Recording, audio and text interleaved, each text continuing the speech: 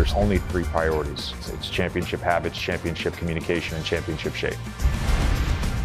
We all know that when Zion's healthy, he's one of the best players in the league, and we're going to tap into his ability to carry our team. You know me, if I want to pick up 94 feet, I want to punch people in the mouth because that's what lays the foundation. If you want to be a coach in the NBA, you have to be willing to get your heart broken every year. Hey, it's Tim Legler, and I want you to join me as you hear some conversations with some guys coaching in the NBA who are former players. It's a little different perspective coming from guys who sat on that bench and were every night out on that court doing it as a player, now trying to translate their message as a head coach. Really, really interesting conversations. Let's get started. Purple, stay down here. Gray's down here with me. Gray's down here with me. Basket, ball. Basket, ball. Locate, load. Somebody's got to stop the ball. Let's go. Talk that out. We are joined by former colleague and current head coach of the Los Angeles Lakers, J.J. Redick, beginning your second year as head coach of the Lakers. And I guess I just want to start right there. How different do you feel going into year two than you did last year when you had to be spending a little bit, the way everything played out? Yeah, I feel like my head's clear. Yeah. I can say that, you know, going directly from the NBA Finals to the NBA draft and then hiring 17 people for my staff right into training camp. Last summer was a lot, just establishing all the things you need to establish in year one. So this summer, unfortunately, a little bit longer than I wanted it to be. But this summer, we've really taken our time as a staff, myself, just mapping out, you know, how we want to do things, and also gave myself a little bit of time after summer league to take a couple weeks of golf. And I was guessing you hit that little white ball around a little Yeah. bit. I was figured Yeah. that had to be part of the plan. Let's talk about some of your guys. I mean, you get Luka Doncic, obviously one of the most unlikely trades this league has ever seen. You get Luka. Tail end of the year, missed a lot of time, a lot made about his conditioning, this, that, and the other. And you see this guy, what he looks like he's doing in the summer.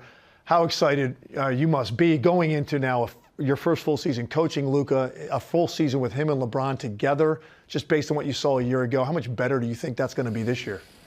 I think you mentioned just having him in camp with us is big. Very rarely in the history of the NBA have mid-season trades led to a championship. That's just not the case. It takes time to build chemistry and all those things. I asked our guys, at the beginning of the offseason, I said there's three priorities and only three priorities for next season. It's championship habits, championship communication, and championship shape. I think for the most part our guys are in great shape right now going into training camp. Luka's at a different level. I mean, the commitment he's made this summer to his body, to his fitness, and then getting the results at Eurobasket, where he played phenomenal and led his team to the quarterfinal. The results speak for themselves. He's worked his butt off this summer.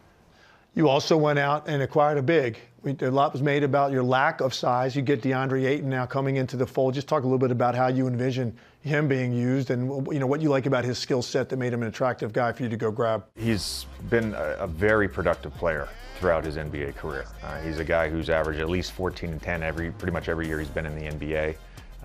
I think him and Luka in the pick and roll will be great. I think him and AR in the pick and roll will be great. He's also a guy that's been on winning teams. He played on two Phoenix teams in 21 and in 22 that were phenomenal basketball teams and 60-win teams. So he knows what it's like to be around a winning culture and contribute to that winning culture. Last guy we'll touch on is Austin Reeves.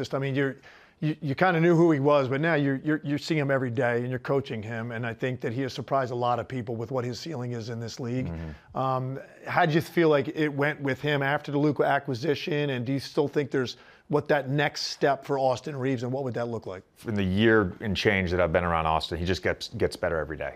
And you see the confidence growing. He's just got a creativeness to his game, and he plays with a verve and a freedom that makes me a little jealous, to be honest with you. He's got a little flair to it, and the thing that sticks out with him is just his competitiveness. Every drill he tries to win in practice. He's a uber competitive player, and I think the biggest room for improvement for him is leadership. He came in as an undrafted guy. He's not a starter, he's a starter. AD and LeBron are there, then it's LeBron. And I told him, you're out of excuses now. It's your team. You know, you've got to lead along with LeBron and Luka. Bronny, hey, your pace right there, that's what set up DK right there. Really good job. Really good job. For you, as you sit here now, and I'm sure you and I talked about this kind of stuff a lot. I'm sure it was every bit as much fun as you thought it would be.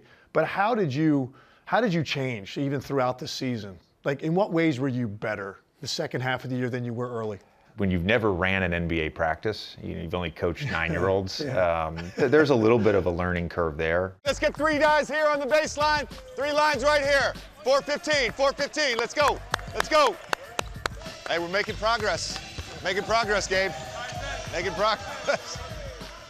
That's what I'm most excited for going into year 2, is just running practices and really getting our guys in a place where the games feel less about thinking and more about just playing, because we've drilled and built our habits to the highest standard.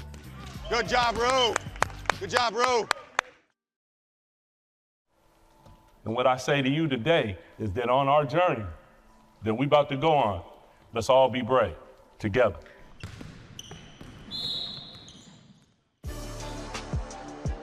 And so happy to be joined by Doug Christie, head coach of the Sacramento Kings. Timmy, appreciate And I it. think I want to start with this. So this is obviously a different experience going into this season. You took over last year, about 40% of your games had already been played. Yeah. You're on the fly now coaching a team. That's incredibly difficult to be able to implement everything you really want to, right? So how does this feel different now that you are the head coach and you've had a full off season going in knowing that? Probably more overwhelming because what you get to understand, Tim, as you will do, is there's more to being a head coach than just the X's and O's. You're running things, you're counting, you're managing people. There's a implementation of defense, of offense. Then you got to pick coaches. There's a lot of things that went on. We had a lot of turnover. Scott Perry has been spectacular. Him and B.J. Armstrong in the front office to help me along the path. But it's been an interesting. I would say that. Yes, cut him off. Get there. Good job.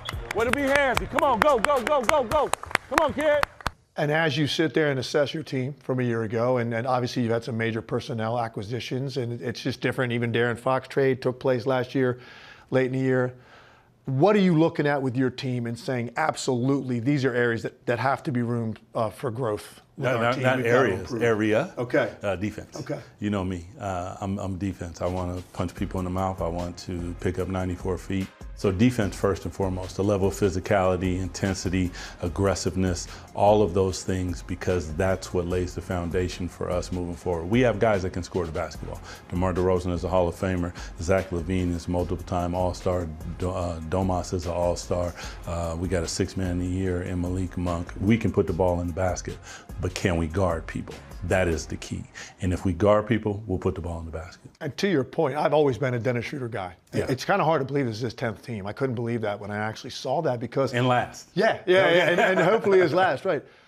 And I think one of the reasons I've always liked him is because even though he's a very talented offensive player, he really likes to get up into guys. He has a lot of want to. He wants to affect the game with his ball pressure. Obviously, that's something you guys were targeting. Yeah.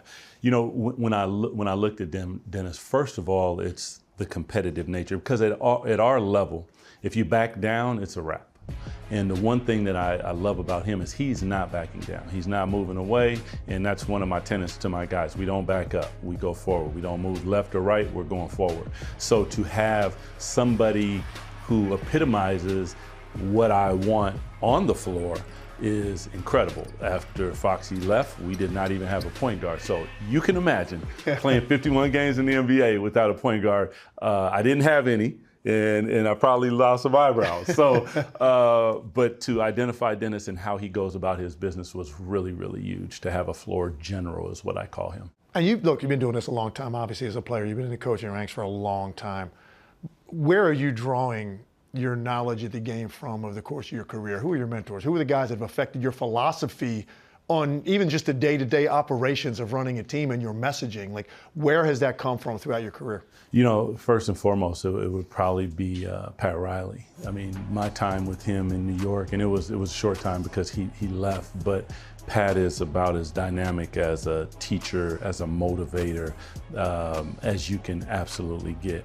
Coach Kirill is probably my main man of all time because Coachy dropped bombs of life wrapped up in basketball.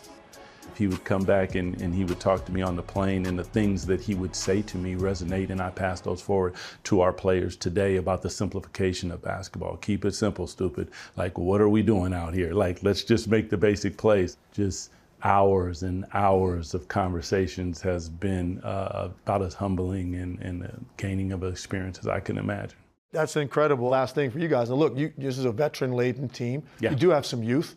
But some of these guys have been around a while now, and you bring in another veteran like Schroeder. I mean, the expectation's got to be like to win now. You guys want to win now. How do you grab some of that real estate in a very tough Western Conference? One of my things has always been 94 feet, and I thought that you could play more guys. And now we watched this year in the finals, we watched 94 feet and 10 and 11 guys being played. So some of what I'm going to implement is the ability to have a deeper team, to play more guys, to keep those guys fresh, but at the same time not changing up stylistically my approach and how aggressive I want to be. I understand who they are, I understand what they do, and that's our job as coaches to massage that and find a way to keep them vibrant and healthy and able to play the game at a high level. We got some depth there that can help those veterans, and I think those veterans can also help our young guys. So it's an interesting mix, and I'm super excited to get at it. There we go, there we go, there we go.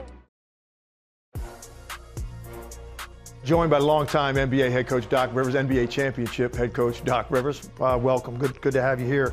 I think the first thing we always start with coaches is just kind of encapsulate last season. Yeah. I mean, obviously a tough ending, not only with losing to the Pacers, but losing Damian Lillard in that series, dealing with injuries throughout the year. So just kind of reassess your year overall with that group. Good year. Started out miserably, if you remember. But I think what I remember most about last year, I think we were 1-9 or 2-8. No one panicked. We all knew we were good. Like we knew it. And then we really got it going and ended up winning the Cup, the Emirates Cup, which was a fantastic showing. Played Oklahoma in that final game and beat them, and they ended up being the NBA champions. It told you how good we were at times. But overall, I love the team, very coachable team.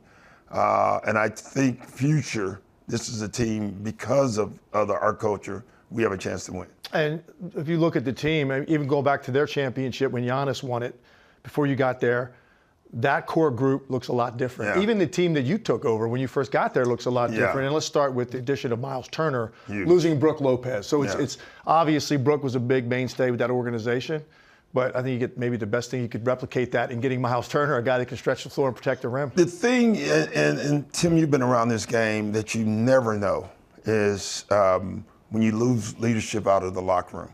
And that is not going to be replaced, or it may be, but it's going to take a while because you have to build trust. But getting Miles, that was a big upgrade for us, an upgrade we didn't see coming. And him and Giannis, he's younger than Giannis. You know, those two together, that can forge a long future. Well, now that you mentioned Giannis, let's talk about him because, look, you're talking about a guy that's still on any given night the best player in the world. Yes. He had an incredible Euro basket. I watched a lot of that. He looked as dominant as ever. Just talk about now heading into another full season with Giannis, how you envision, not that the guy can get better, I'm not sure that he can, but still able to carry that kind of load at this stage of his career. Number one, this is his first team. Now this is Giannis' team, and I think he's going to take that very seriously. The second part, Tim, is after Dame got hurt during the regular season, I kind of shifted him to the point whatever, point forward, point center. And our offensive numbers took a major uptick. And I even saw things, that's why you try things. I remember bringing it up in coaches meeting. I said, I'm going to make Giannis a point guard. And my coach was like, no, you can't do that. I remember doing a game with you right about the time that was starting out. And you were saying this is what we were going to do. And you had incredible results with it. It was incredible because the best player on the floor had the ball already. That made defenses load more, and so we got so much more weak side action because of Giannis being involved in plays. When you look at some of the areas that your team you think can get better and must get better, right? And you're looking at all those metrics, you're looking at all the analytics. One area that kind of stands out is the lack of pace and fast break points, right? Second chance points. What have you done in regards to the roster that you think could make that a little bit better? Everybody, we've gotten younger overnight. We have 2 guys that are in the top 10 in the league in transition if you throw it. Kuz and Giannis. Kuz is number 9 in the league in transition. We have to get him in transition. So that's a priority for you. That's a priority. Got to play faster. We got to play with pace, and I've always said big pace is better than small pace, meaning big players. We have a big team, and our pace is like a snowball going downhill. It's hard to stop us. And that opportunity, I think, in the East is still there. When you take a look at what Boston's dealing with right now with Tatum, when Indiana loses Tyrese Halliburton, I mean, the opportunity in that window at the top of the East is still there. I'm sure you agree with that. And you have Giannis on your roster. You almost have to think that way. Yeah, I do. Yeah. I do. I mean, we have Giannis and we have Miles Turner. We have Bobby. We have a ton of guys. We have some young guys that have to have bigger years, not better years. The thing I love about our team is our shooting is elite. Yeah. We shoot everywhere. I think we're the #1 team in field goal percentage, but we are in the middle of attempts. So we want to increase our speed. We want to increase our attempts. That's great. Last one for you, your journey. Yeah. This deep into your career, what is it that still on a daily basis you wake up and kind of still gets that adrenaline flowing? Like, where do you get the most reward still at this point in your career from coaching? It's a great question. I would say 2 things. Winning. I love winning. And then the relationships. And I say this all the time, Tim, with coaches. If you want to be a coach in the NBA, you have to be willing to get your heart broken every year. Not just with winning and losses, even with your players. Our job is to pour into our players, just pour into them, love them, teach them, push them. And sometimes that is not returned back. Sometimes they get away from you and they kill you because they're mad at you or whatever, and you don't care about it because 9 times out of 10 they come back to you and they want a relationship again. Where's the 5 at? Good. Good. Going through it. Going through it. Get subs in. Get subs in. So think about 4 seconds left, 3 seconds left, okay? We let the ball drop. We get to our spots. Trey, you're here. All right, here we go. We are joined by Willie Green, head coach of the New Orleans Pelicans. Thanks for your time. Appreciate you being here. Thanks for having me. I think we have to start, obviously, probably with the top here. Like, your roster looks a little bit different than the team that you've had for the last few years. When we talked a lot about C.J. McCollum, Brandon Ingram, Zion Williamson, looks a lot different now. But Zion is still there. Kind of assess his year and the demands that are going to be on him this year with the way your team looks now. Yeah, for sure. Definitely a new look to our team, but speaking about Zion, we all know that when he's healthy, when he's on the floor, he's one of the best players in the league, and we're going to tap into his ability to carry our team right away. He's had a really good offseason. He's made some improvements in his conditioning, and so we're looking forward and we're excited about the up-and-coming season. We heard a lot about last year the ball being more in his hands and playing more as your primary facilitator. To talk about how you think that went and what is the next phase in which you'd like to see growth out of Zion Williamson. What's that next area where he can take a leap? Yeah, we definitely put the ball in his hands, and we've seen really good results. He's a fantastic passer. He gets his teammates involved. He can go to the basket. He can finish. Defensively, he's taking strides, especially on the ball, being physical, guarding the ball, getting steals, getting deflections. His rebounding is better. And I think the one area offensively we would like to see him take a step is just adding that little mid-range jumper. I think that'll be hard for teams to be able to guard him when he adds it to his game. Talk about some of the new faces that you're going to have this year. You got a couple of bigs. Kevon Looney's coming in there. Derek Queen, a guy that you drafted. Talk about what you like in those guys and maybe how it could give your team a little bit of a different look with some of your personnel packages. For sure. It's a good blend. Adding Loon, he's a seasoned vet. Yeah. Won championships. I coached him. I was an assistant coach in Golden State. So very familiar with what he brings to the table. And he's going to help our whole team out, on the floor and off the floor. He and Jordan Poole, adding Jordan Poole now to the mix. He's a primetime scorer. He's a hard worker. He can get to the basket. He's going to challenge himself defensively, but those two have synergy from their Golden State days. And then you got some young guys, Queen and Jeremiah Fears, our 2 draft picks. We're extremely excited about both of those guys. Their ability to come in early this offseason, get to work with our staff, get to work with the performance staff. We've already seen tremendous strides on their part. So in looking at your team in some of the areas, when you assess your season, as you guys do at the end of the year, you go back and you look and you take a look at specific metrics. What areas do you need to see the most growth and improvement out of this group in general? Well, it's going to start with our ability to step on the floor and be consistent in competing every night. Okay. And that starts on the defensive end for us. A team that is going to guard, it's going to be physical, it's going to rebound the ball, finishing possessions will be key for us. This triggers our ability to go out and play offense, to play fast, to play unselfish, and to dominate the paint. Trey Murphy, I think that he could be poised for a breakout year. He's one of my favorite players on your roster. He plays both ends of the floor. Just talk about his growth, emergence, and expectations that you have for him this season. Yeah, Trey, he took a step last season. Even though he had the injury late, he proved to himself that he could be a 20-point scorer. Now he needs to add to that, and he knows that. Those are discussions that we had that, adding to making the right plays offensively, being really demonstrative and guarding the ball, guarding the team's best players.